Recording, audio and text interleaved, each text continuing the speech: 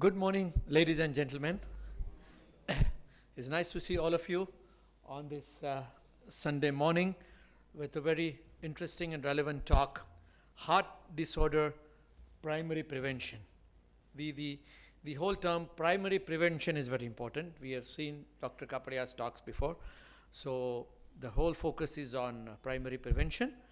And of course, our speaker, Dr. Ramesh Kapadia, renowned cardiologist practicing for almost 55 years now. And many of you have attended his talks, and he's the pioneer torchbearer of the movement of the Universal Healing Program. And our chief guest, Mr. Jaiprakash Shivhare. He is the Commissioner of Health and Family Welfare and Medical Education in the Department of Health and Family Welfare in the government of Gujarat. And before we go ahead, I would like to welcome both these gentlemen with a bouquet and a memento. I'll first welcome Mr. Jaiprakash Shivhare.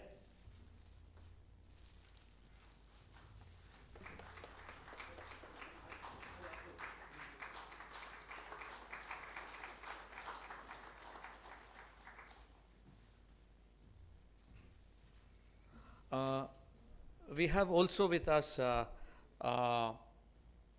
Dhaval Doshi, who has been taking this movement of Universal Healing Program ahead. He's a young cardiologist doing a lot of work in the preventive side. And I'll request Dr. Dhaval Bhai to welcome Dr. Kapadia, his guru, with the flowers and memento, please.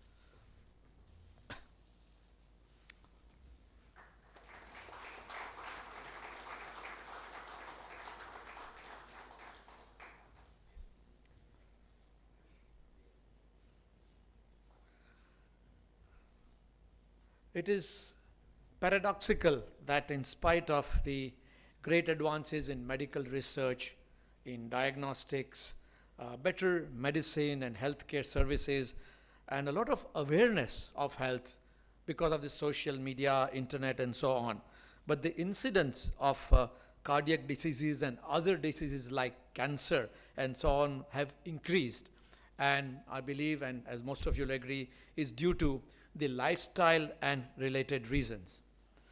According to reports of the World Health Organization, coronary heart disease, CHD in short, is the #1 problem among the youth all over the world, and India is no exception. And from the long term, prevention of heart disease is very important, and in most parts of the world, this movement has picked up very good momentum. And the thrust even on the India's planning for the healthcare, as Mr. Shivhare will be telling us, is for prevention. Something about our chief guest, Mr. Shivhare, who is heading the Commissioner of Health. He has just joined this department a few days ago, but prior to that, he was the managing director of the Dholera, City Development Corporation, which is, I think, a special purpose vehicle of the Dholera SIR. He's an IS officer, has handled various positions in the government before. And regarding our speaker and the UHP, I cannot introduce them separately because they are two parts of the same coin, Dr. Kapadia and the Universal Healing Program. So I will talk about him and the movement simultaneously. And before we do that, I would like to play a video message from Dr. Jayanti Ravi, who was to come here earlier for this program. She is the Principal Secretary Health and the Family Welfare Department, Government Gujarat. So let's play her message.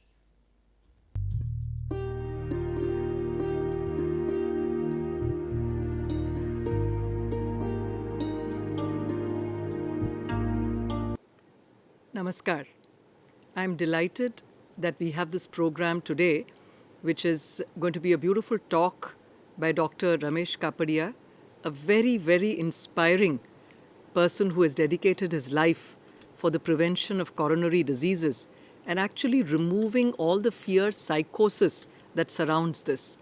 By He has actually founded and given us the Universal Healing Program. I have been associated with him, and in fact, after joining the health department and I heard of his work, I was fascinated and proactively called, sought his appointment, and spent a lot of time trying to understand what he's done. This is extremely relevant, particularly today, when we really talk of lifestyle disorders that is really plaguing a lot of people in our country. Our Honorable Prime Minister has launched the Ayushman Bharat campaign mission, which is actually about health and wellness. And the idea is that these non-communicable diseases, particularly those like coronary heart diseases or blood pressure, diabetes, cancer, etc., are detected, and people, by bringing about a change in their lifestyle, can actually lead a wholesome life, a good quality of life, and a disease-free life. In this context, I'm very glad that AMA has also come forward to support this initiative. I know that thousands of people from all walks of life have benefited from Dr. Kapadia's work. He's working with a missionary zeal even at this age and trying to spread this message far and wide. On behalf of the government, as a part of the Ayushman Bharat initiative, which is a dream of our Honorable Prime Minister Shri Narendra Bhai Modi, I would like to certainly convey to him and to all the people here that the government would be delighted to partner with the efforts of Dr. Ramesh Kapadia and take his message of the Universal Healing Program to every citizen across the state through our network of the health and wellness centers of the Ayushman Bharat. I'd again like to congratulate Dr. Ramesh Kapadia. Due to some unavoidable circumstances, I am unable to join the program physically, but I'm very grateful that my colleague, Shri Jayaprakash Shivhare, has consented to be there. And I'd like to convey on behalf of all of us that we will do all that we can to take these messages of really leading a stress-free life and trying to follow these practices to not be gripped by fear and panic when one hears of the possibility of a heart disease, but actually go about it in a more gentle way, in a more sustainable way, in a more reversible way, by following these practices, which would really be able to transform lives on a more permanent basis. Thank you.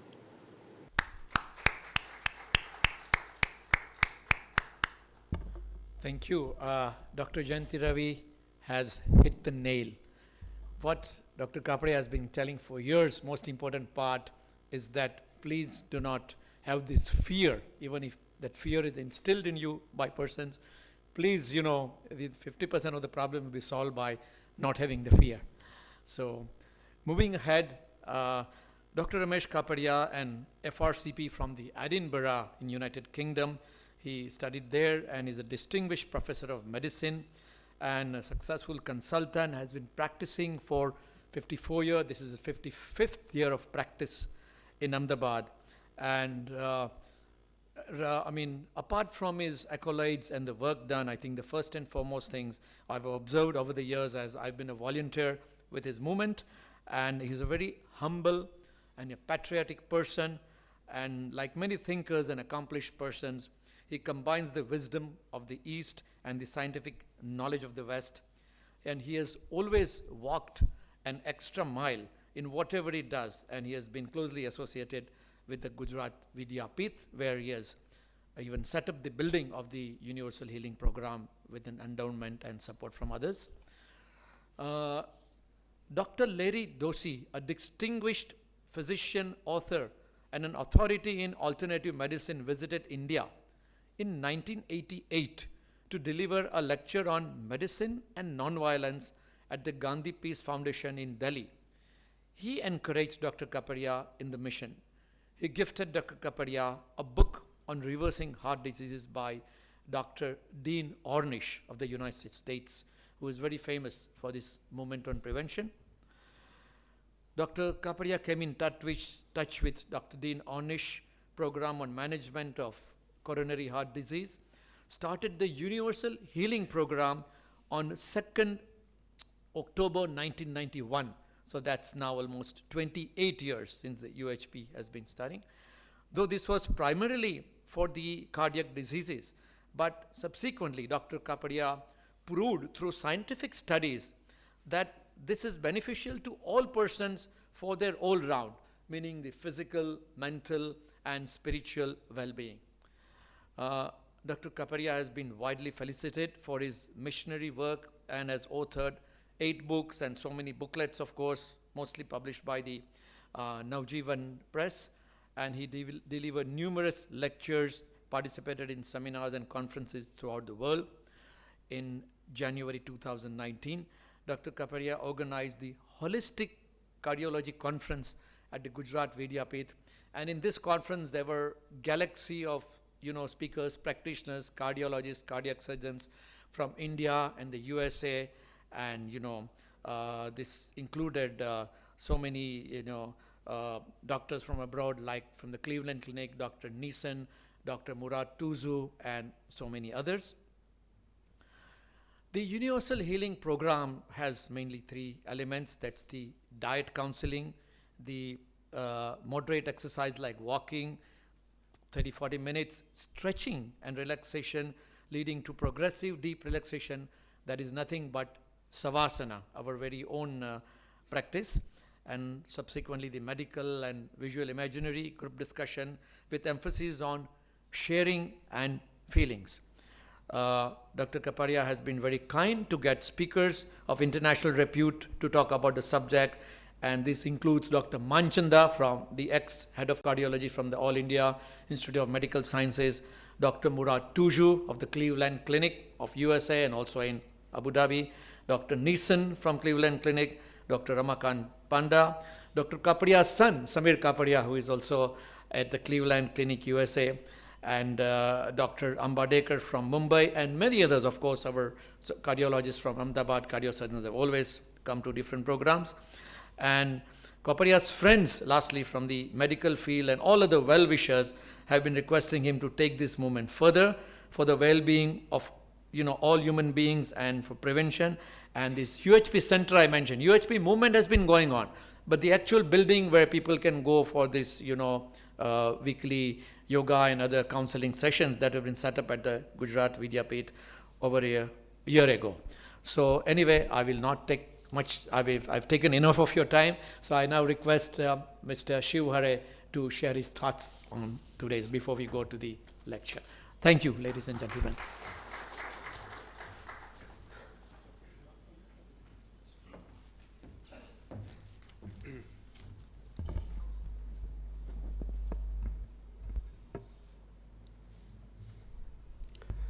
Good morning, Dr. Ramesh Kapadia, Sri Divyesh Radia, ladies and gentlemen. It's indeed a privilege to be here today, and in the morning to meet Dr. Kapadia. It's so energizing to see him, walking the stairs instead of using lift. So it gives, so much of energy, and you feel more young in company of young people like Dr. Kapadia. So it's a privilege to be here. In recent years, if you talk about health program throughout the country, major focus was on providing health care. Then some 15 years, 20 years back, government started shifting its focus on prevention. So government came up with a very ambitious program called NRHM. And in NRHM, primary focus was on RCS, reproductive and child health. So that program was extremely successful, and it has made huge impact in the society. Government went for immunization and services to pregnant mothers and then children. And but now slowly, as our society is changing, as prosperity is increasing, Indian society is now plagued by so many other lifestyle diseases. And now slowly focus is shifting towards tackling not only primary care but secondary and tertiary care. In last 5 years, Government of India has launched very ambitious programs, and one program I'm sure all of you must be aware about that is Ayushman Bharat. And in Ayushman Bharat, government has started very ambitious program called Prime Minister Jan Arogya Yojana that provides 5 lakh coverage to all the BPL families, and it covers roughly 40% of India's population. And they can get cashless services in all the government hospitals and listed private hospitals. But the government is also very much conscious about preventive aspects in healthcare.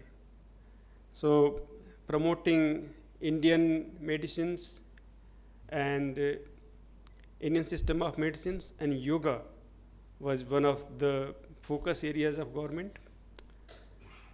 And that has gained a lot of success. Now every year we are celebrating this World Yoga Day. But even before that, 3 years back, I was in Australia for my master's program, and yoga has become such a popular that everybody talks about yoga. In campuses, you can see yoga classes, courses are being run on yoga. But unfortunately, we have forgot our own best traditions. And recently, Honorable Prime Minister said in one program that our best of our practices have been forgotten. In fact, we have disowned them. I was just discussing before coming to this event that Honorable Prime Minister has said that even foods like fiber-rich foods, which are really healthy, got associated with some socio-economic category of people. That only millets and barley is used by poor people who cannot afford good food. And what became good food was pizza and burgers and all that non-healthy stuff. That's why we are now catching so many lifestyle diseases. But thankfully, now focus is coming back to our own Indian system of medicine and how we can prevent these lifestyle diseases. And I'm extremely happy to listen such a luminary, Mr. Kapadia, who is going to talk about preventive aspects. In a public health system, the biggest challenge is that large number of patients are coming. Our hospitals are not able to handle those kind of intake. A lot of people are going to private hospitals. But even in this gathering, if I may ask, how many of you feel very comfortable going to a private hospital, and if you don't know the doctor personally, that you will get the right kind of treatment? If you can raise your hands. I think we don't feel very comfortable. Some people go to hospitals for a small ailment, and then they are handed over a huge bill. Sometimes we hear the stories, and I'm sure all of you must be having personal experience, experience shared by your relatives or friends, that I went to this hospital and how I got a hefty bill. So patients are being treated for non-existent ailments. That has become the biggest challenge. And Dr. Kapadia was telling me, our system is creating psychosis, paranoia about things which don't exist. So it also creates a big challenge for us, and it's a great opportunity for government hospitals to take a greater role, because people still trust government hospitals that they will not be given wrong treatment. Issue is about the quality. Issue is about the hygiene. So we are working on that. So we'll try to improve those systems so that you feel confident while going to a private government hospital that you will get the best of treatment. This Ayushman Bharat scheme is having two components: Prime Minister Jan Arogya Yojana that I've already talked about, but second very important component that is now being promoted by Government of India and Honorable Prime Minister is about creating health and wellness centers all over the country. So Government of India is proposed to create 150,000 such centers, and focus is on prevention and on holistic living. The concept that Dr. Kapadia is proposing, he has been working on that concept for last so many years. So it's a great opportunity, and Dr. Kapadia will be extremely happy to get your guidance how to take it forward and how to roll out that in all over the state. We are already working on that. So many PSCs and some sub-centers have been converted into health and wellness centers where community members can go, get their primary checkup, talk to our health staff about how to prevent. We also want to create that kind of ecosystem where you don't go to health and wellness center only when you need some kind of health advice, but you should also regularly visit to those centers because you want to know about how to prevent the diseases. So it's a huge opportunity to connect with the society, to create an environment where people can live a healthy life and enjoy this life. So I will not take much of your time. I think all of us are here very keen to listen to Dr. Kapadia. It's a rare opportunity to interact with such a luminary. So thank you so much. And I hope that in all our endeavors, he will guide us. And we are very keen to keep interacting with community members about how to improve our health and wellness centers. So if you have any suggestions, I'll be happy to take down your suggestions. Thank you so much.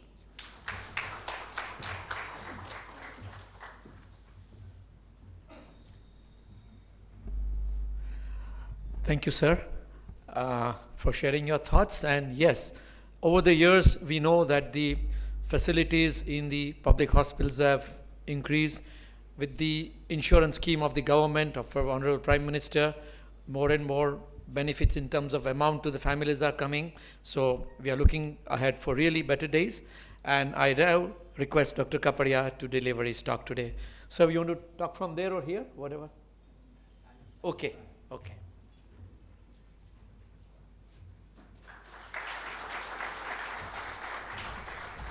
પછી તું સાઈડથી કરીશ પેલાથી કરીશ પેલાથી કરીશ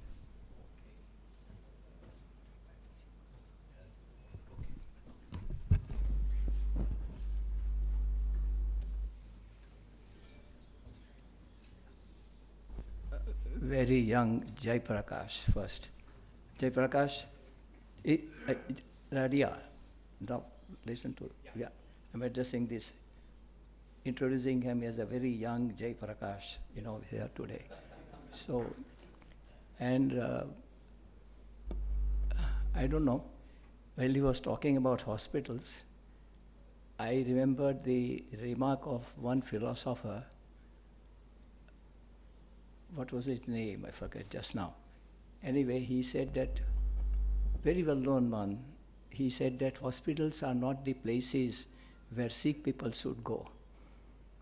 That was the remark of a very, very well-known person from USA. So that was just to say about the Jai Prakash. Now, before I talk about the primary prevention of coronary heart disease, I wish to tell you something which is so important and probably very new to you. That coronary heart disease now is tamed. You get a dog and then you tame it, and then he does exactly what you want to do. So that coronary heart disease now no longer an enigma. It was thought that we don't know who will get a heart attack, what will happen, is no longer there. We know who can get heart attack. We know the treatment very well, and now the fear of heart attack has come on only after the advent of angiography and angioplasty in 60s. But coronary heart disease existed much before that also. And I have been very fortunate that I am associated with, or I am learning about coronary heart disease for the last 70 years. 55 years I have been in practice, and before that 10 years I was training myself in cardiology in the best centers of the world, in UK and USA. And when I was there, most VVIPs were being treated by my teachers, and at that time there was no angiography or angioplasty even in UK and USA. Eisenhower got the heart attack, President Eisenhower, in 1955, and at that time there was no angiography or angioplasty. And his doctor, Paul Dudley White, who was my age at that time, in the age of the 80s, I'm now 85, he treated him, and we know about it. And he treated him with simple measures, asked him to give up his cigars and maintain his weight, do some regular exercise after he recovered from heart attack. And then he continued to remain a president of United States for one term of 4 years.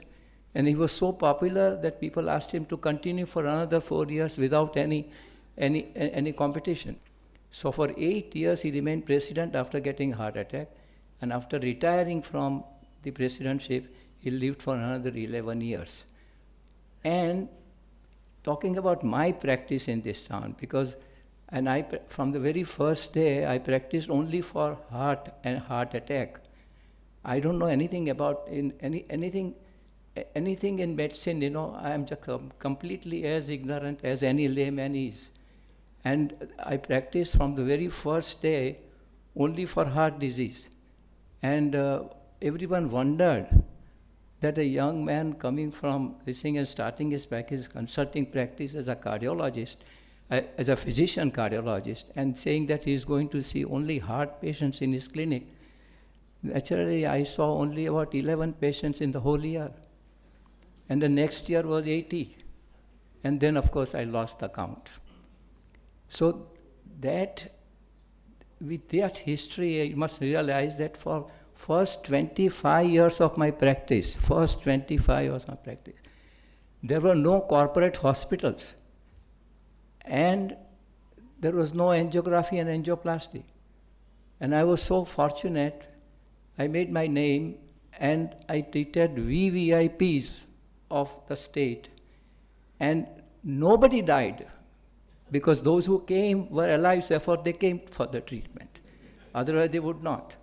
And those who came under our care, they didn't die. I tell you, it's a fact. Not only that, but some of them, because I like to see my patients, and when I call them for follow-up, after about 3 months or 6 weeks or like, I was seeing them, and when I saw them for follow-up, I said, how nice of them to come for follow-up and tell me how they are. So I was learning from them. So I decided that I should give them some incentive to come to me. So I decided that I must be thankful to them. Therefore I said that, okay, my so-and-so consultation fee is today this, but for the whole year, it is just 1.5 times of this, and you come for follow-up, and it will be free, but come at a time when you are given. And everyone came at the time given to them, and I learned a lot of the things from follow-up. So much so that so many patients who came to me and were treated, some of them said, which was a real nice thing to hear, the doctor, we are feeling better than before. I said, what do you mean? Better than what we had a heart attack. Some said that thank God we had a heart attack, now we are better than before. And now we are enjoying our life better, my business is better, I have progressed in every way after heart attack. Better than before. I read a paper in international conference in 1978 when Mr. Morarjibhai Desai was the Prime Minister. And it was held in Bombay. And he inaugurated that conference. And at that time when I talked about that, a Japanese doctor got up and he said, what a thing, what a surprising thing. All that became completely clouded after the advent of angiography and angioplasty. Now people talk about only one thing, that I have got a 90% block, what will happen now?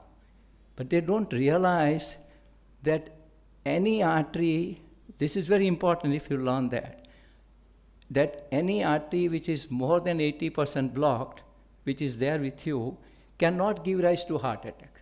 Heart attack never occurs in an artery which is more than 70% blocked. If you have an artery which is 70% blocked, that artery, even if it becomes 100% blocked, you don't get a heart attack. You get heart attack in the arteries which are normal today or which are less than 60% blocked. then you can get a heart attack. If that gets blocked, you see, if you have a road going to a particular city, and if one of the road is 90% blocked, and still you are going to that city due to some other roads, then if that 90, because the person is alive, he has come to you, so he's getting the blood from some other road that is already there. Now that 90% block road becomes 100% blocked, you are still going to go to that place where you are going, because you are going through that only 90% block, you are not going to that road, the other road. So, but if the artery is normal, it gets blocked, then you get a heart attack. So that I have got so many people, who are completely normal, and their ejection fraction of the heart, that is another thing which we have really complicated. We cardiologists have complicated. That ejection fraction of the heart is measured in very, very odd way for a common man to understand. A newborn baby, the ejection fraction is 60%. So 60% is 100%. Now that very difficult to explain to a common man. So 60% ejection fraction is 100% good heart, left ventricle working, 100%. 100 cc of blood comes to that left ventricle. When it contracts once, 60 cc comes out. Therefore it is 60%. So if anyone who will get a heart attack, and after 6 weeks of rest, if his ejection fraction is more than 40 or 45, he has recovered completely. He has recovered completely. And so many people get 50%, 45% after 6 weeks of rest. And they do not require any intervention whatsoever. Let me tell you that I am not at all against intervention. And my own brother was operated for bypass surgery in 1986 by Dr. Denton Cooley, the #1 surgeon of the world. But that was a different story, because he got the heart attack and his ejection fraction remained 30% after the heart attack. If it remains 30%, then such people are benefited by bypass surgery, if by bypass surgery that improves. So this is thank you. So you understand one thing, that what I'm trying to tell you today before I talk about primary prevention is that coronary heart disease now is not to be feared at all. And what has complicated the whole treatment of coronary heart disease is that fear, you see, it's a very sensitive artery. Fear constricts the artery, so it increases the symptoms. And fear increases the viscosity of the blood. Therefore, both these factors occur, and you get the chest pain, you get everything. So what we have to do as cardiologists today, and it's very difficult for the cardiologists who have trained themselves after the 70s, and most of them who are practicing now are practicing after, because you can understand that in 60s if they had come, and today is the 2019, so most of the cardiologists who are working today all over the world are after the birth of angiography and angioplasty. And therefore, I have got experience in my clinic that these well-meaning doctors, my students, well-meaning doctors, they tell their own father, brother, elder brother, after recovering from heart attack and getting an ejection fraction of 45 and 50 after the recovery, they still tell their father, it's better we get the bypass done because your 3 arteries are blocked. Now, so all these people whom you blame, these doctors, that they are all money-minded and they are after money and all that, I don't agree with them. The majority are working under a belief, a strong belief, that this is the way it should be done. I have known 2 intimate friends meeting each other and just for doing a routine treadmill test and becoming positive treadmill test, he said, let us do angiography. Did the angiography and found a block. He said, let me just dilate that artery and done an angioplasty. So such things happen now so often. So the whole thing has to be completely revised. I am very bold to tell you, and I said this in USA, And the doctor from Germany was a bypass surgeon, he agreed with me. And a doctor here, Ramakant Panda, the number one surgeon, one of the most prominent surgeons who operated over a very difficult surgery of Manmohan Singh ji. He tells me, he was one day with me in the interview on the channel, and he said, I said that my surgery is now reduced, Ramesh bhai, by about 40%. It's becoming less. Only in some people who really do not want to understand anything, we operate and they come back within 2 years with the same thing because they start eating what they were doing, and they just think that bypass surgery has now helped him. So apart from such people, in really thinking people, he said bypass surgery is coming down. And that is the experience in the United States. My son is doing angioplasty every day, but now he's not doing angioplasty, he's doing it only once in a week because it's come down. And now, of course, he's doing something to avoid surgery in the most difficult cases where the valves have been replaced, valves have to be replaced by surgery. Now he is doing it without surgery, he's replacing the valve to a catheter. So the whole progress in coronary heart disease is to do less and less of intervention. Only very few cases, and in such cases where you get the chest pain, and if you reach the right place within 4 hours, then that culprit artery is getting obstructed. At that time, if you open it up, you save the person from getting heart attack. When the Maruti car and the truck, is coming close, is about to get a crash, and if you prevent it, that is something. But already that it has crashed has occurred and you are saved. You have lived. Then looking at that crash has no meaning. We have to just prevent that other crash does not occur. So this is what is happening today, and therefore, now we talk about the subject of primary prevention.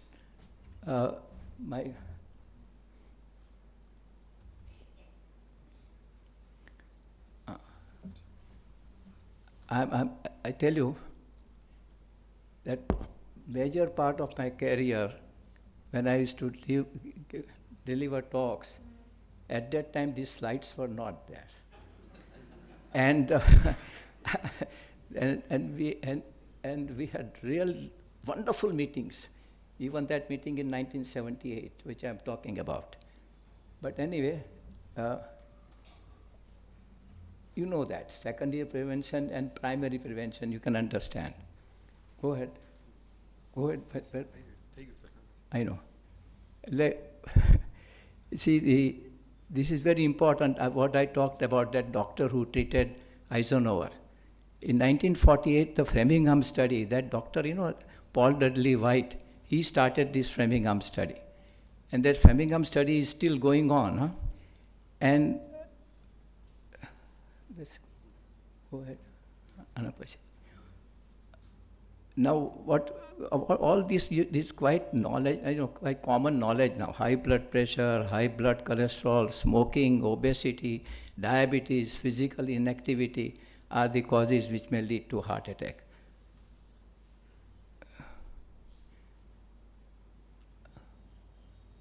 Now,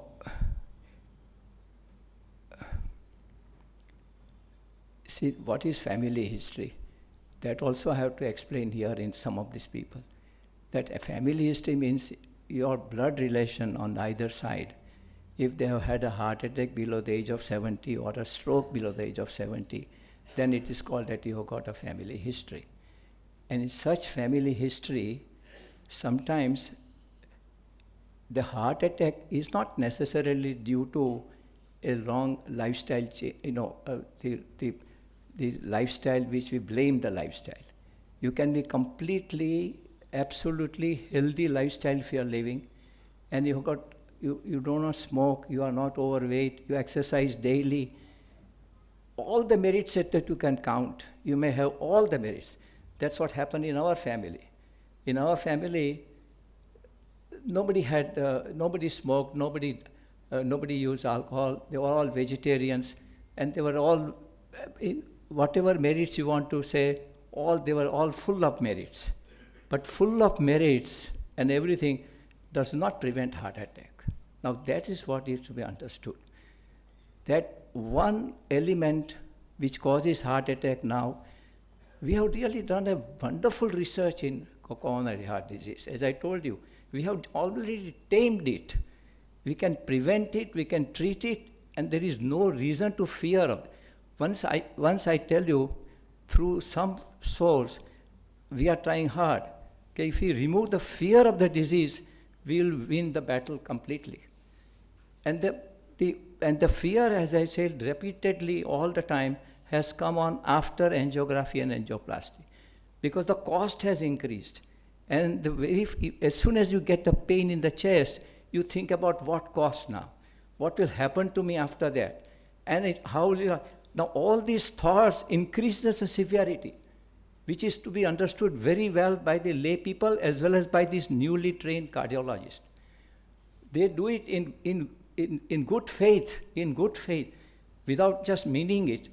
When they treat the person, when they come to the clinic, come to the hospital, their every behavior, their everything increases the severity. While in our cases, when we treated, and now still we treated that, our behavior is that because the person has come alive to you, that means that artery got obstructed and the collateral circulation has started, therefore he is alive. And therefore what you have to tell him, that now that your heart has got an injury to a part, if you've got an injury to the leg, what we'll do, we put it in plaster for 6 weeks and it heals. Now you can't put the heart in plaster, that is the difficult thing. But we put it in plaster by our reassurance. Reassurance is the key. And reassurance has completely gone out from a doctor is unfit to treat a patient of coronary heart disease if he cannot give reassurance. I said this in my meetings very importantly, and everyone in the United States, they raised their hand and said, this is so important. Reassurance has disappeared. Now, but reassurance has disappeared and you can't find fault with these young doctors. Because these young doctors have been trained and taught that this is to be done, this is to be done. The teachers which have come up now and the teachers where we had, there were a lot of difference. So whole picture of, because I tell you, I became doctor only for when I came to understand the heart attack, I started taking interest in my studies. Before that, 5 years in medical college in a routine training, I really spent that time reading books and had a good girlfriend who became my wife and seeing movies and all that. But I could remember the things very well. I had good memory, and what I read, I remember, therefore I passed my exams. However, I became interested in the whole subject of cardiology when I came to England. And in England, my father wanted me to become a surgeon because I was always keeping my rank because I could remember the things. But when I did my first internship internship for surgery, then you have to do for medicine, and when you have completed, then you get the British Medical Council membership. So my surgeon, with whom I worked as an intern, after 6 months he called me to his office and he said, Dr. Kapadia, he used to say, Ramesh Kapadia, you are 5,000 miles away from your home, and I don't want to be your guardian that way, but I tell you one thing, you are very, very bright, and you will pass your FRCS at first attempt and become a surgeon, but I don't think you are fit to become a surgeon. And you are very fit to become a physician. And I had to do my medical term. So when I went to the medical term, he introduced me very well, and I got the best doctor to work with, Dr. Veji at that time in UK. And when I worked with him, then I realized that I liked this subject. And then I fell in love with it. And then one by one, I got good doctors. And when I finished my MRCP in cardiology, I was, as a Commonwealth scholar, I was recommended to go to a very prominent hospital in USA, and that was a 3,000-bedded hospital. And I was appointed completely out of turn as a chief resident in cardiology right from the beginning. Usually in the United States, when you go, whatever your qualification, you have to do the residency and all that. But I was chief resident from the beginning because I was a Commonwealth scholar. And for what? Only because of my interest in cardiology, and my teachers were the most prominent cardiologists of the world at that time. And they all treated VVIPs, and there was no angiography and angioplasty at that time. And they all recovered. I could see that how they recovered after recovering heart attack. So all that has not gone from my mind at all, and it has strengthened my experience in these last 55 years. Today, I see people for second opinions. And for second opinions, when they come for second opinion to my clinic and wait for 2 hours to meet me, how can they require angiography or angioplasty? They have come for second opinion, whether I require it or not. I said, obviously you don't require it. You are here with me. How can you require it?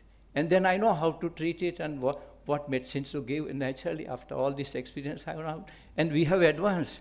We have got such now wonderful medicines to control it. And they feel well. So thousands of patients are well now, without intervention. I have not done any magic. But even then, when they talk, they say that I am well in spite of my arteries, two or three blocks and all that. So that is very difficult to remove. I am just praying hard that this block in the artery and thinking about the blocks, if you can remove it, that will be a great service.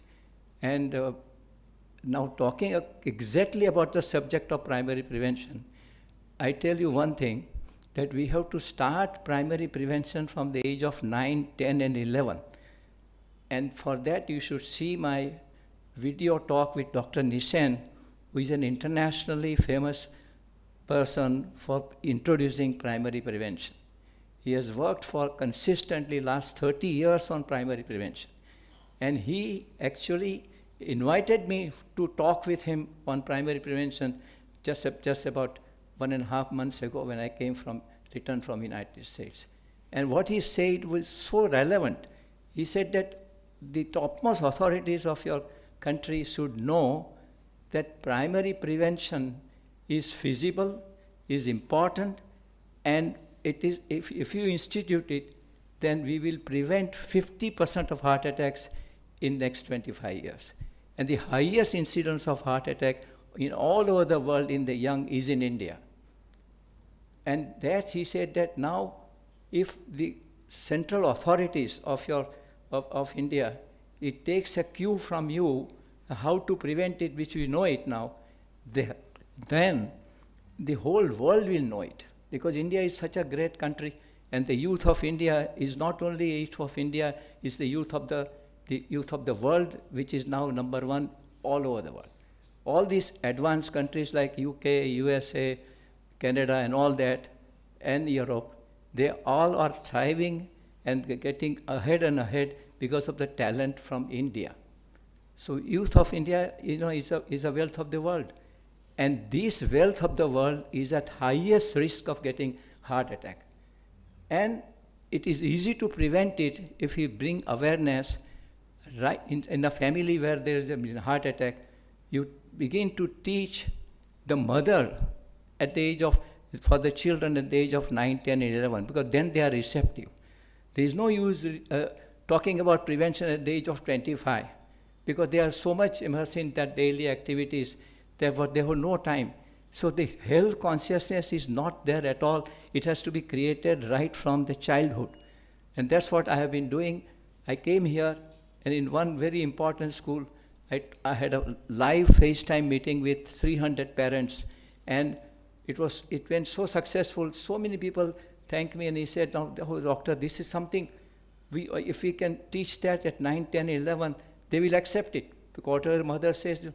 So that we have to start, and we have to take help of people like these young people who has come today, all that, Jai Prakash, and Madam Ravi, she impressed me the most. When she came, she took the charge, she telephoned me saying that I have practiced Savasana Now that Shavasana, I'll talk about at the last, but we come back to the subject that primary prevention has to start right from the age of 9, 10 and 11. And it's very simple. You don't have to give up all your taste for eating. No, not at all. Actually, you have to increase the taste for eating. There is nothing wrong with it. But simple rules that at least some exercise is so essential. And that's why you have to form that habit right from the childhood that some exercise is. Then fast food means it has become tasty, that is, the taste is developed right from the childhood that you develop that taste. Like when I was young, I was given in my family only vegetables of potatoes, So I didn't any green vegetable also I never tasted, even when I went to medical school. And there I learned gradually that all the green vegetables have to be taken. That was taught to my wife at that time. I was in love with her, and she taught me that we should eat some more vegetables and all that. So all that we have to inculcate right from the childhood, and exercise. But after all that, one thing I want to explain to you today, the most important, is that the culprit cholesterol, LDL. Now, about the cholesterol, I tell you, I have changed my views 5 times in last 50 years. 5 times I have changed my views. And what is happening now is almost confirmed in many research projects. Therefore, doctors who have stopped practicing in last 10 years ago, they do not agree, and they still keep on saying that all this cholesterol business is useless. All this, the treatment of cholesterol by statin is absolutely faulty and all that. At one time, I used to believe that, because the first statin which came up was so harmful that it caused baldness, it caused cataracts. So it was such a bad beginning for a statin group. And that has not gone yet from the minds of so many people. And now they take a statin causes muscle pains. This is another thing. So United States has coined a nice word. One word, placebo, that if you have trust in the doctor, he gives you any pill and you feel well. That is a placebo. Now the other word is nocebo. Nocebo is that people know that they get the muscle pains when they take the statins. So they start having muscle pains as soon as they start statin. The doctors also believe that majority doctors, they don't, that can cause muscle pains. But I tell you from experience of large number of patients that nobody who requires it gets it.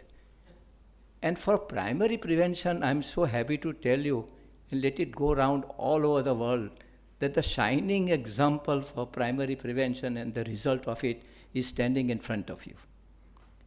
I have not been ill as I remember for one single day, and I'm running in the 85th year of my life. But let me tell you that all people in our family are as healthy as I am, but they were not aware of this thing, and large number of them, roughly about 20 of them, got the heart attack, and they had no vice. They were all normal weight, exercise, everything, but they had a culprit cholesterol, LDL, very high. My lipids were measured in an advanced hospital in USA when I was only 28. And my total cholesterol, and I was only this weight or probably 2 kilograms more, and my total cholesterol was 315. And the LDL cholesterol was 163. Now, how can it be? Because of my diet. Of course, I was vegetarian at that time, and I was taking a lot of milk products. But even then, I was not overweight, and I was active. And then when I came home, my doctor told me, he was cardiologist to President Kennedy at that time. He said that, you see and meet your brother, and I measured my brother's, and it was 315 total cholesterol, and he's 3 years younger to me, and he was also healthy and little taller and slim and very active as a lawyer. And he got a heart attack at the age of 53, just when we were sitting next, and all of a sudden he got a heart attack. And then his ejection fraction did not improve, and I told you he was given the benefit of bypass surgery. But what I'm trying to tell you is that people forget that this runs in the family. And this is the recent research for last 15 years, that the culprit cholesterol is LDL. How much we talked about HDL at one time? How much we talked? Should be good. I was worried. My HDL was only 25 and I wanted to increase it somehow. People said you take a glass of red wine and it will increase and all that. All that was there at one time. And now HDL has now no longer a good cholesterol talk at all. No longer. Good cholesterol is out. Because Dr. Nissen, who is an international authority, he said that I was given some medicines which will increase HDL, and that also did not improve the incidence of heart attack at all. So they will say HDL is now no longer a good cholesterol. Now how many people know it? Because I taught, when I see people that, like us who taught, and I stopped teaching many years ago, at that time I said that this statin group of drugs should not be taken, because that was my experience as a student. The first statin came, which caused blind cataracts and baldness. So therefore I taught myself that statin should be avoided for a long time. But I keep on changing my, my knowledge and my experience and all that with the advances in medicine, in cardiology, because I am in constant touch with it. I'm lucky. And therefore now, let me tell you, and this should go really to all your friends and relatives and all that, that LDL cholesterol is to be measured in a family history at the age of, at the age of 15 or 20. Can you believe this? How many people will believe that? That at the age of 15 and 20, you measure LDL in a healthy child? But now that has been accepted all over the world because of the recent research. And if the LDL cholesterol is high in that child, then we must learn to explain to them that they should be extra careful regarding the saturated fats, extra careful about the exercise that they should take. And in spite of that, if it doesn't come down, there is no harm in giving a small dose of statin even at the age of 20. Even at the age of 20. As the research stands today, at the age of 20 also you give a small dose of statin and watch whether the LDL comes down. It is worth doing it. Now how can that be a teaching if about only 15 years ago? But now it is proven so well. They have studied 20,000 patients in one direction and 20,000 patients were treated rigorously for keeping their LDL below 60, and others were treated at normal knowledge. Both were there, and over the period of 15 years, they found the rate of heart attacks and mortality. And Dr. Nissen told me that he himself learned that this whole people who were given this benefit of this, none died on that. Therefore, now let me talk about myself, because it really applies to primary prevention in a very big way. Because my cholesterol was, as I showed you, 163 LDL, and my brother got the heart attack without any fault of his. Therefore, at that time I was in the United States and they measured my LDL again, and it was 162. So then I started taking, at that time, which I was not doing it here and which I was not prescribing, but my cardiologist explained to me that you take 40 milligram of, first 20 milligram, but they said no, 40 milligram. So I kept 40 milligram up to the age of 72. And with 40 milligram, my LDL was remaining around about 80, 85. Around about 80, 85, up to the age of 72 roughly. So then my cardiologist, because of the recent knowledge, when he checked me up, He said, doctor, still your LDL is high. Why don't you make it 80 now? Because, and I was feeling as well as today. But I am wedded to research. I was thinking, then I told him that, look, I'm so well at the age of 72 and taking 40 milligram. And my LDL is, of course, according to the recent reports, it is a little high. I'll diet a little more. But if I have any symptom, then I would make it 80. So then, because he had become my friend, and as I've said it in my several meetings, he said, then you may not require it at all. If you wait that something happens, then you will take it, then you may not require it at all. I understood him, and from that night I made it 80. And that I am continuing 80 today. And with 80, my cholesterol, LDL cholesterol, with my proper usual dieting and all that, is 66. Sometimes I feel that I should do something more about this, even with therapeutically, to bring it down. So you have to be very scientific. You have to keep your ideas very not rigid. You know, you have to learn from and the research is only done in countries like United States because they have a lot of money and people are ready to even go into the experiment. That one batch of people, they would say, okay, they would continue this. Other batch of people would say, all right, we'll do this way. How many people would agree? But they do it. So it's a crucible of research. And we have to really take advantage of it.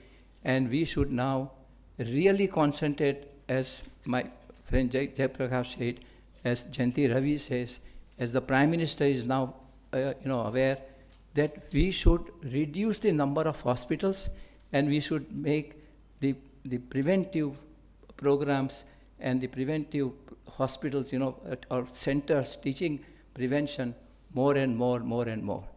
And therefore, today I wanted to emphasize only on people who have had a heart attack in their family before the age of 70. Before the age of 70, because the people think 70 is the age to die. That is nonsense now. People get really offended, And in the United States, somebody was celebrating last year his 95th year, and and it was a great celebration. I was taking part in that, and one of them, his friend came from India. He wished him. He said, "Tame sona thajo em ke." He felt so insulted. At 95, he is active like anything, absolutely active. Working for 14 hours a day, and this fellow says that it's like that is a type of thing. We have to come out of that. We have to come out of that. You see, and I tell you that very soon, with concerted efforts, we should remove the fear of heart attack. Fear. And in my clinic, I am successful. So successful that I don't have time now whom to accommodate. I have to rest at least 5 days in a week. I work, and one of the persons who is helping me is sitting in front of me here, a good doctor. So all these people, they come, and she always tells me that when we call them for follow-up, we call them only for earliest 3 months, and then 6 months, and then a year. All follow-ups, if they follow our instructions, are completely well. Completely well. They all say, "Oh, doctor, I am all right now, completely." But then some of them then say, "Still, what about that block which I have got?" I said, "Look, your block is going to remain till we get little better understanding among the doctors and all that." So this business of block. So America is very good in giving all the names. So they have named it as oculostenotic reflex. It's known as oculostenotic reflex. As soon as all these doctors become doctors in last 60 years or 50 years, they see the block, and as soon as they see the block, they think that something must be done about the block. The patient as well as the doctor. They suffer from. The United States makes all the new words. The patients as well as doctors are suffering from oculostenotic reflex. As soon as they see, all right, now what to do? And my one artery, another last thing which I want to emphasize today, that doing LDL is important, and first give a chance to dieting and exercise, then necessary give statin, and statins have become now very safe, absolutely without side effect and everything. So that part is to be understood very well. And let me tell you the other thing which I was going to tell you about the treatment. Let me how much science is progressing.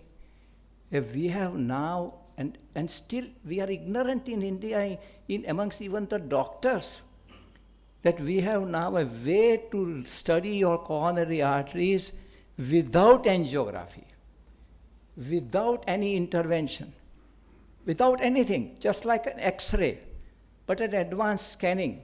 So advanced scanning, if you do, you can see the coronary arteries and study what is happening to the coronary arteries without angiogram. They now do CT angiography. That is worse than angiography. You inject a lot of iodine in it. We have to forget about injecting iodine, just like in his case, I would like to do his coronary calcium score tomorrow. So just go to a advanced X-ray, those are doing scanning of brain and chest and everything. You do the coronary calcium score, and the coronary calcium score tells you that there is a 0. That means all arteries, they do not have any obstruction whatsoever. And we can study that coronary calcium score in a person who is, they studied with me. They studied with me when I was 60 years of age. And I found that my LAD, I was as symptomatic as today, nothing wrong. But in LAD, the important artery supplying the blood to the left ventricle, there was a deposition, which was occurs to everyone, just like we get a gray hair. But it was a little bit more than acceptable. Therefore, I started my treatment. Now that is available in India at all places where they are doing the advanced X-rays. But none of them, and very few of them, do the coronary calcium score. And if they do it, they will do CT angiography. He said, you don't have to get admitted. We will inject the iodine in the X-ray clinic and find out. And that is worse than the angiography, because you have to inject a lot of iodine. Now because now the longevity has increased, and as many times as you use iodine for your testing, you are harming the kidney, because the kidney has to remove the iodine. Therefore, it should be reserved only in cases where it is absolutely necessary, matter of life and death. Therefore, coronary calcium score, sitting here, so many of my friends, my relatives and all that, I had got that done. And I have got their lipids done in a family history. And then if the lipids were abnormal, that is the LDL cholesterol, and this thing, then we instituted a small dose of statin.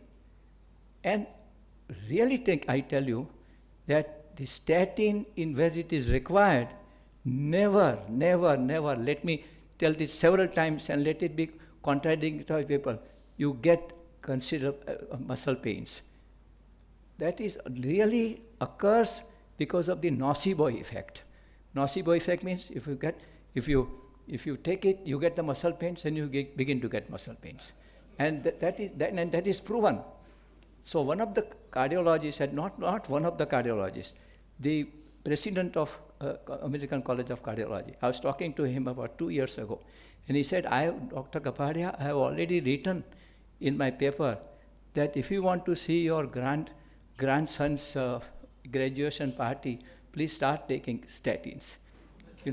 So that's what he said in a journal. So my talk today will be well served if you go with one simple message, that you have to see that if in your family member, if the heart attack or a stroke has occurred below the age of 70 all of a sudden, then whole family, right from the age of 10, 11, has to understand how to prevent it, primarily with exercise, right type of food. You don't have to give up the taste of food. I mean, tasty food can be quite healthy also. That we have to learn. And that is a challenge to the dietitians. But here, most of the dietitians I find very, very funny that they are all so overweight and still they are all of them. And they keep on advising. So this is a real funny world, you know. But so if you understand that, and an LDL cholesterol, till we get some new research, and we have to be very open to the research. But I am impressed with my results of last 20 years, that with this knowledge and with my experience and with the way we advise and the way we advise. You see, we have stopped learning how to talk with the patient. We hardly talk with them. We just see the reports. You see, my teacher at that time used to say that reports and rumors don't believe. You know, he used to say that. He said the most important thing when you see the patient, establish not a report but a rapport. You establish a rapport. And I do it every day. And I feel as if I'm going to a temple when I go to my office, and I come back completely refreshed, as people know me. Then I feel the tiredness later on. But when I go and see all my patients, each patient, you know, makes me more and more lively, because they come. And to my great surprise, and I tell you, I'm not boasting, and I'm not, with all complete, with humble, this thing I tell you, that is so difficult to understand when the patient comes in my clinic and he touches my feet first and then sits down. I think that he might be my old patient who has been benefited for a long time, and he's coming after 2 years, therefore he's telling me that. But then I come to know that he's a new patient. I said, oh, what a feeling. So that what requires now to cure him? Nothing. No? My words of reassurance, and I know how to treat it. So I give the medicines, and he is all right. Nobody dies, I tell you. Nobody dies. Can you believe that?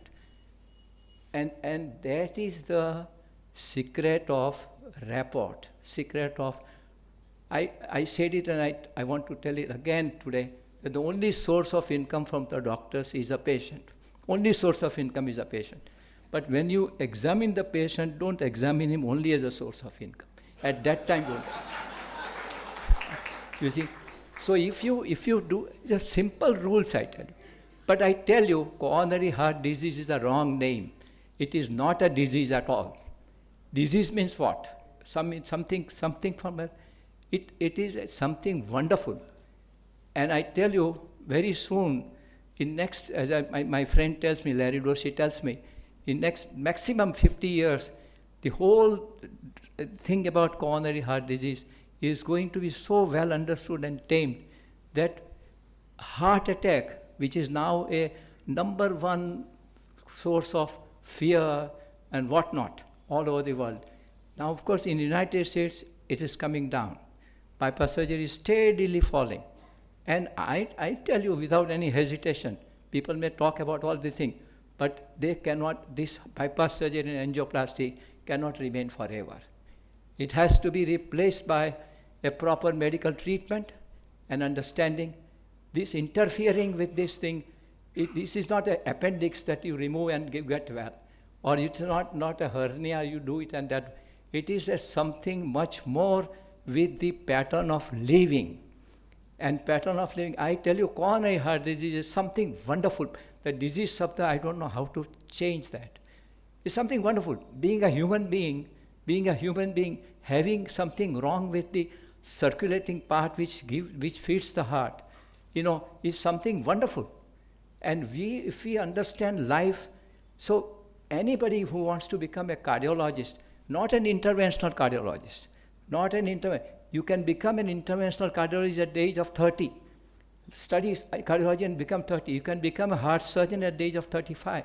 But you can't become a cardiologist, even at 85, I'm still becoming a cardiologist. I'm still learning. And you can't become at 50, so you just start understanding it. but you can do the intervention very quickly. And here, interventional cardiologists are, through mistake, they are read as international cardiologist. But this is interventional cardiologist. It's not international cardiologist. So that is also people misunderstand. But I've got to give you very good news. And with that I will end. And I want to have more like that. I become emotional about it. That this, where is the doctor? Where is the doctor? Dr. Dawal Doshi is behind me. Dawal. Now, you should really give all your applause to him, that he becomes a gold medalist in DM cardiology. DM cardiology is the highest one. He passes the first one, and then he comes to my clinic, waits to see me because I'm busy. My assistant who is there, he does not understand that this doctor is waiting. He's there, he comes to my clinic, waits for 3 hours. I meet him at 9:30, and he comes and tells, Dr. Kapadia, I have heard about you. I have passed my DM at the first attempt and with a gold medalist, but I want to work like you. I said, then what? He said, no, when necessary, I'll do angiography, angioplasty, but I want to learn from you and learn to understand and treat like you. I said, really, that is a brave step, because I said it will take a long time. As Dr. Dean Ornish did it many years ago in the United States. And when he decided not to do the usual thing, and he had to go through lots and lots of pains, because he had to live in an apartment when his colleagues, after passing that examination, were living in bungalows. And I said, you will have a lot of tough time. He said, no, doctor, I have decided. And he joined me. And now he is doing his separate work. And necessary in a very bad case, he does angioplasty if the person comes within 4 hours. But otherwise, he is trying to follow the way we do it, and that is to be congratulated. And so that is it. So we want more like Dr. Dawal. And I'm sure, I'm always hopeful, very optimistic about the future, that we will get many like him, and that will remove the fear of this disease, fear of the disease. Fear is removed, the treatment becomes easy, and primary prevention, if understood, we will save lots and lots of wealth of our country in the young. And Dr. Brondwald, the highest authority who writes a textbook of cardiology, in his last edition has confirmed that if you start primary prevention, as I am telling you, it's in a very few, as I told you, if you do that, we can prevent 50% of heart attacks in next 25 years. Thank you all for listening to me.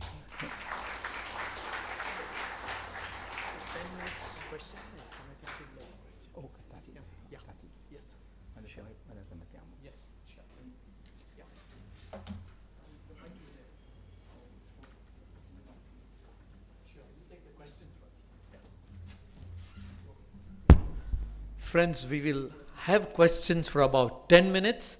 Of course, it was a wonderful... I'm coming to that, yeah.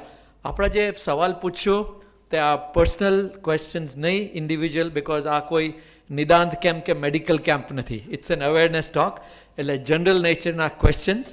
And before we start the question, the way Dr. Kapadia spoke from the heart, and this is something very simply said about fear. So let us all collectively endeavor to reduce the fear, of the heart disease, and try to make the management of this heart disease affordable. We have Jay Prakash with us, who tells us how the government is also resolving. So by prevention, you can imagine the national cost, besides individual cost, the cost to the exchequer, the national health can also reduce. And for that, we have to really encourage primary health, primary prevention of coronary heart disease. By the way, he said, awareness amongst our own families. If we have a coronary history, like in my case also, he told me that I had a history. So that is coronary calcium score was done 2 years ago. Yes, he told me that you are a slightly high risk, so you have to be medication, you are doing else. So similarly, if this movement goes from families to families. It will be a big effort. Thank you, Dr. Kapadia, for sharing your thoughts. And now we'll have simple, short questions, please, not essays of general nature. You can stand up and ask the question and he will answer it from there. Please, Gujarati ke English, any language, yeah.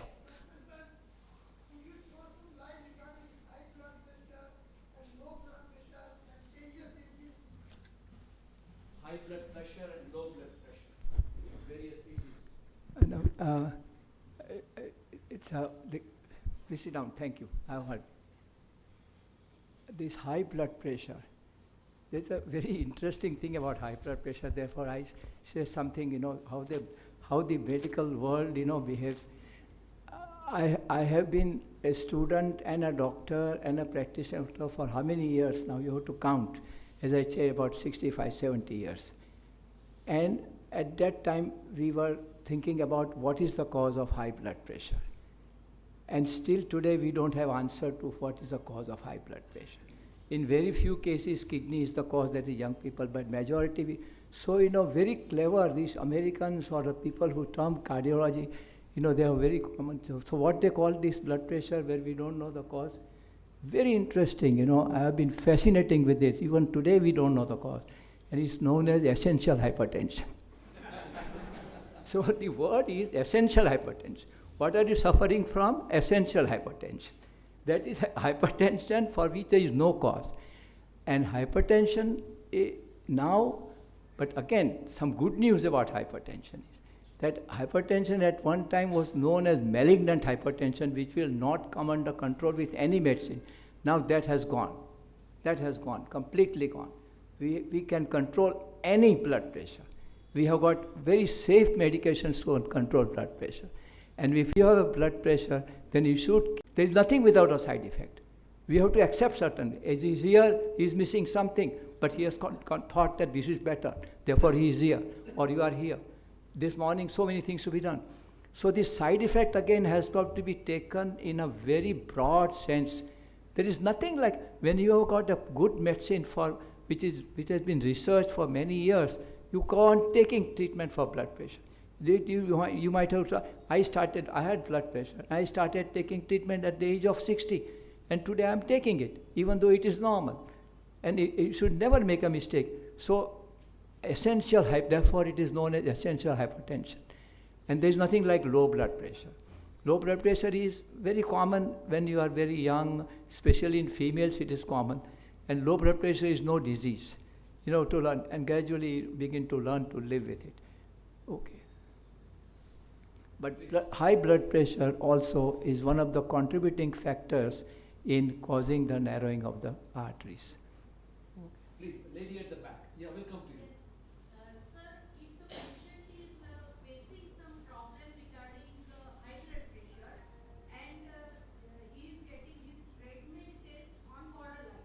Again, a personal question you should not be avoided. Ask something general. Ask something general. Please. Can we add such 8, 9, 10 years children some education chapter in this studying during the schooling? Oh yes, that's what I said.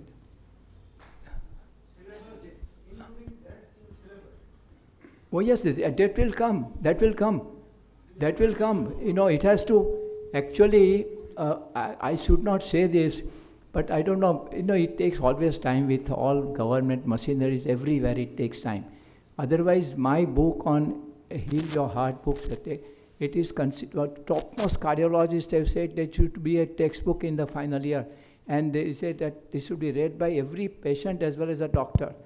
But you see, all these experts recommend and all that, it takes its own time when it materializes. But personally what I feel is that I don't find fault with anything. Because the most important thing, which I cannot tell you everything about it, is that for being healthy generally in every way, the feeling is important in your mind. The feeling, the mind. If you're displeased with anything, your feeling is all the time not very healthy, then it invites all sorts of problems. So remaining healthy, you have to really become completely, in your feeling world, so many things occur every day. And therefore, you have to keep feeling healthy and say that, oh, this will happen, this will come, then you remain healthy. So, and regarding the blood pressure, diabetes, now diabetes is still an unsolved problem. Still an unsolved problem. So therefore, people who are, I'm lucky I don't have diabetes, so I cannot tell you my personal experience, what I do for my diabetes. But people with diabetes, I tell you, I sympathize with them. But anyway, we have got good treatment to control it. And they have to take the treatment, whatever is been prescribed. So taking treatment for blood pressure, diabetes, or any illness, which has now been proven to be effective, we should take it without considering the side effects. The side effects, all you have to see that what is a good effect. But you thought that it is better to come here, therefore you gave up something. So everything has got to be measured with a balance, that it benefits you, and certain small side effects, you have got to ignore. If the side effects are more than what is acceptable as you think, then of course it has to be avoided. So we have to be little broad-minded and generous about our thinking in every matter. Sir, he will also add something. Oh, Yeah, please. Thank you. I think it's very interesting observation. But in thinking in government is that all these things are very desirable, that we should tell our students what to do, what not to do, how to take care of their health. But if we start burdening our syllabus with so many things, there are so many things, civic sense, knowledge about climate change, But if we start putting everything in the syllabus, then syllabus will become too bulky. And now there is emphasis on reducing the burden on kids, right? That is also causing stress. So that's why government is promoting these health and wellness centers, where there should be involvement of community in preventive health. So these are basically, we want to make it a part of cultural ethos, societal ethos, that community must know what is desirable, how to inculcate these things in the young generation so they become more healthy. So sub-centers and PSCs, sub-centers you will find for one sub-center for every 5,000 population. PSCs you will find for roughly 30 to 35,000 population. So all these things are in your area. So you can go to these centers and get the information, interact with the health workers.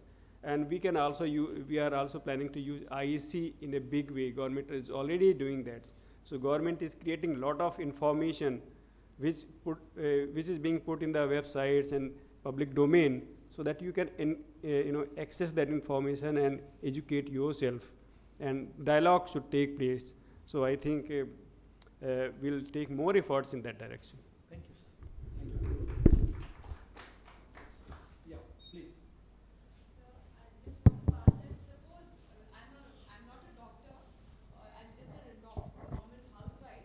Suppose somebody has a heart attack. We can see the visual signs. He's sweating, chest pain.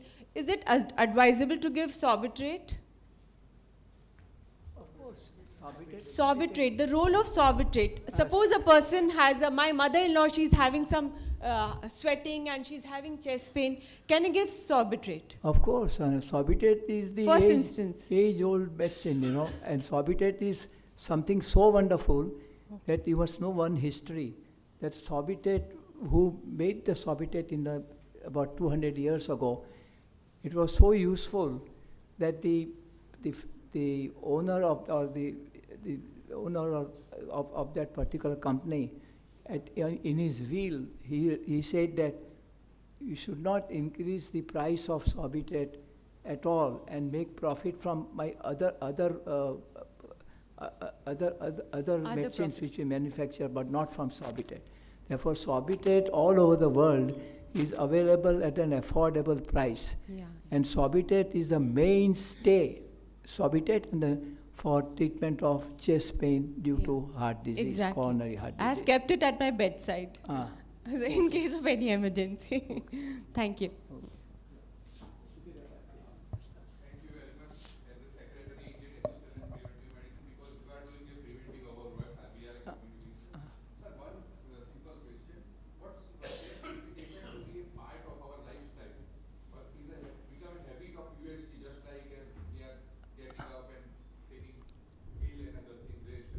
Okay, that is a very good question and very important question. And I tell you, I have learnt it while learning about primary prevention and learning about the universal healing program, which we call it universal, but the program which I saw it in 1991 on 25th June. I can't forget the date. 25th June 1991, I met Dr. Dean Ornish at San Francisco, and I met his 40 patients, and all these 40 patients had triple vessel disease, means three arteries. You know, the left coronary artery is divided into two main branches and the right coronary artery. And all these three coronary arteries were blocked completely in those 40 patients. And they were advised naturally bypass surgery if it was coming up. And they were all insured people, and bypass surgery was for them without any cost. But Dr. Dean Ornish saw that people got the bypass done and they came again after some time if they did not follow certain lifestyle changes. Therefore, he got somehow other 40 patients who came under his care, and he taught them a program of stress management as well as the changes in diet and all that. And they all became normal, and I walked with them for 5 miles on that beach on that day. And then after coming here on 2nd October 1991, fortunately it was 2nd October 1991, where they actually deserves to be on 2nd October because of Gandhi's approach, because our universal healing approach is a purely Gandhian approach, happens to be that way, that it affects the common person, it is least expensive and the most effective. And you said it very well, that what we should do. So learning about the exercises shown and the diet shown and all that, we came upon a wonderful thing for the whole world, because when they came to attend my program here in Ahmedabad, when they came to get relief from the pain, and they started doing the exercises and the relaxation and the savasana. But after attending only 6 sessions, their wife told me, "So doctor, his pain is better, he's taking the treatment, you told me to continue the treatment, so he's continuing treatment, but his pain is better, but his temperament has improved, now he's less angry, less hostile." So I said that, well, look, it is affecting the whole individual, so whole society. So suddenly the name came to me. Suddenly, I tell you, it's a God-said thing, that it is a universal healing program. Therefore, it is now.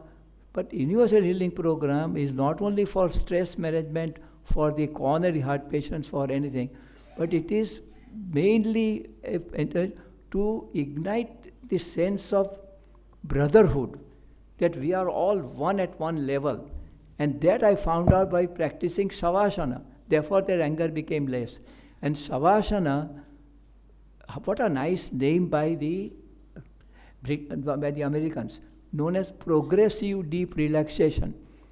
Dead body pose is one word, which is all right, but the much finer word for Savasana is progressive deep relaxation. Gradually increasing relaxation. I tell you, I'm so fascinated with that one talk in Bombay some time ago, I said that for the rest of my life, I want to teach only Savasana. And our Prime Minister made a yoga day, a great thing for anything to do. And we now call it yoga also, that's all right, because the last word is A, so we should say, instead of yoga, you should say yoga. All right, I understood yoga. But people forget this, that yoga day is all right and doing all exercise is all right, but the king of asanas, because Patanjali, the author of yoga, has not mentioned any asanas. It only said Chitta Vritti Nirodha Yoga. Chitta Vritti Nirodha Yoga. So yoga, Savasana, is the king of asanas. That's what Patanjali says. That's what all. So that king of asanas has got to be experienced and learned. And we have a free website where you can learn everything. Now we've got a link made out, which I'm going to give it to him, that Savasana can be practiced for in 10 or 15 minutes. And if each person on this planet begins to do Savasana twice a day for 15 minutes, we will have a much much healthier humankind, actually. Now that is a site Alexander Fleming was researching something and he came upon penicillin. That is, that you know that. So it is something, a serendipity. It is known as serendipity. Serendipity, S-E-R-E-N-D. It's an accidental discovery. Savasana, as I was practicing Savasana and teaching Savasana, accidental discovery is that this is the therapy for igniting universal brotherhood, which is the crucial need, the great need of the hour. The great need of the hour. If the world begins to do Savasana in a simple way, the yoga therapists have made the Savasana and everything very complicated. So the person who was having a challenge was Swami Sachinanandji, who was settled in Virginia, disciple of Dr. Sivanand Swami. He was given a challenge to teach Savasana to the hippies. Therefore, he developed a very simple technique, which I had fortune to see, which we introduced it here. And the talented yoga teacher here in Ahmedabad, he praised it. He said, now, because I said that was taught to the Americans who had no time to change their clothes and do this and do that. But he taught them Savasana in a very simple way. And that I have been teaching through our program all over. And but it again, the greatest difficulty thing about our Savasana is that what we want to do and teach is very simple. And all simple things, as Thoreau used to say, are difficult to learn. All complicated things, people will learn quickly. And more intelligent you are from the knowledge of all Vedas and Upanishads and all literature and science, I found them very difficult to teach them Savasana. And it is easier to teach a rickshaw driver. My own brother, now he is no more, of course. He lived for 15 years after bypass surgery and after he is no more now. But I tried to teach him Savasana, and he had greatest knowledge of Aurobindo and everything and all that, but he could never learn what to do about Savasana. I tell you. So okay. This is a story about this thing, but we should learn it, and it's a very good question. Answer it that we should learn to do it. Yes. Now, one last question we can have. That's it. Namaste, sir.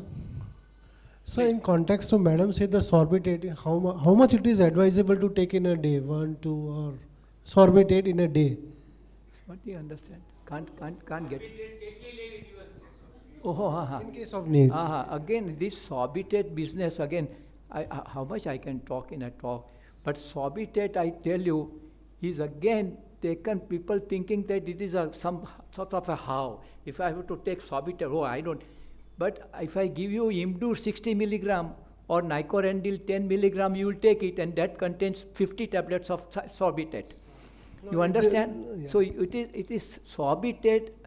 My patients of coronary heart disease, the poor ones, they are daily cycling for 8 hours a day and teaching and selling bread for earning about 400 rupees a day. And another challenge that I have put with the Prime Minister, even let him know that I met him and I told him that my patients who have recovered from heart attack, he should be able to take the treatment lifelong only for 700 rupees a month. And that also will be effective, very effective. So that's my another objective. I tell you, if let God give me the opportunity. I want to remove the fear of coronary heart disease completely from all over the world. And it is something which is wonderful to have. Coronary heart disease is not a disease which is to be feared. It is a disease of the talented people, the intelligent people, the sensitive people, and therefore it's not a disease. And it can be treated very effectively by just reassuring the person and giving the proper medicines which we already have. And one of the best medicines for coronary heart disease is sorbitate. And sorbitate, only sorbitate and sorbitate. But if you give him 60 milligram of Imdu twice a day, he will take it. One of my patients, come to a wealthy man. He sits in my room, outside, and tell the patients, I have been under care for Dr. Kapadia for last 14 years. I have not taken sorbitate even once. And he is taking 2 tablets of Imdu for last 15 years. So 120 milligram, that is 10 milligram sorbitate, 12 tablets of sorbitate is taking daily. And he's taking pride that he's not taking sorbitate at all. So change the name and do it, and that's all. So this is sorbitate, I tell you, is the number one medicine which has been discovered for treatment of coronary heart disease. And you cannot give him enough compliments to a person who first discovered it. Let me tell you that the minutest element of sorbitate is from where the atom bomb is created. That nitroglycerin, from there, actually, the ingredient is of the atom bomb. In a minutest part of it is that. This was also a very great history and very good. So here, including doctors, and I'm ready to tell because in front of me a DM doctor, they just do not understand sorbitate. So what to talk about the lay people? What to talk about lay people? You see, I am prepared to treat a patient, as I tell you, very effectively for 700 rupees a month, and assuring him that if he continues certain lifestyle changes and take my treatment regularly, he is not going to get heart attack. Okay, so a lot of requests. The gentleman, okay, please, quick question, please, and then we have to end because we are offshore. Please, quick, your question, make it brief, please. Nowadays, what is the best remedy for blockage? And the blockage is 50%. No any medicine except I don't understand anything. I can't hear you at all. અહીં આવીને બોલો ને. blockage, about 50 to 60%, there is no any remedy for surgical. But what is the medicine, latest medicine to prevent blockage, reduce blockage? I tell you, these blockages that block the whole understanding of the people. Keep on, still after all my talk, Ramayana vato ka basically Ram kon to Sita kon. I talked all about this. See, the people do not, this block is blocking the whole progress of coronary heart disease. There is the block is something which is very healthy. You see, and more the block, less the chances of heart attack in that artery. You never get a heart attack once the artery is more than 70% blocked. Let it be all 80% block, you will never get a heart attack. You see, the point is that heart attack you get when the artery which is healthy, that is artery which is 10% blocked, suddenly gets 100%, you get a heart attack. When you are well with the 3 arteries 90% blocked, and if you are walking, that means the new roads have occurred in you. The new roads have already occurred. So now you can't get a heart attack in that 90% block artery. You are going to Baroda and there are 2 roads. One road is 90% blocked and the other road is good. And you are traveling to that Baroda every day. And this 90% block also, some vehicles are going very slowly in that. Now that 90% block tomorrow gets 100%, what difference does it make to you? You've got another road which is going there. But supposing there is another road which is only 10% blocked, and that gets 100% blocked, then but you are going in that road, and suddenly now 100% block, you will not be able to go there. So you get a heart attack. That 90% block artery gets 100% block. How can you get a heart attack? Because you are alive with 90%. How are you alive? You are getting the blood from some other arteries. Therefore you are alive. 90% artery cannot give you enough blood for your heart to be here.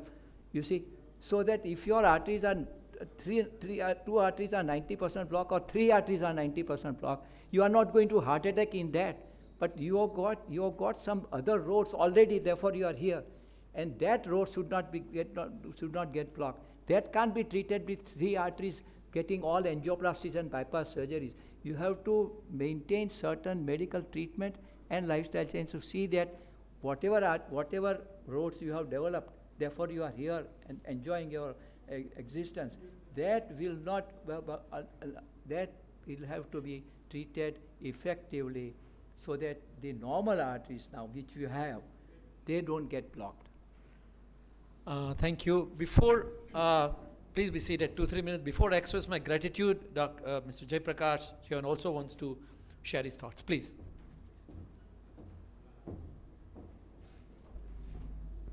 After listening to Dr. Kapadia, something came to my mind.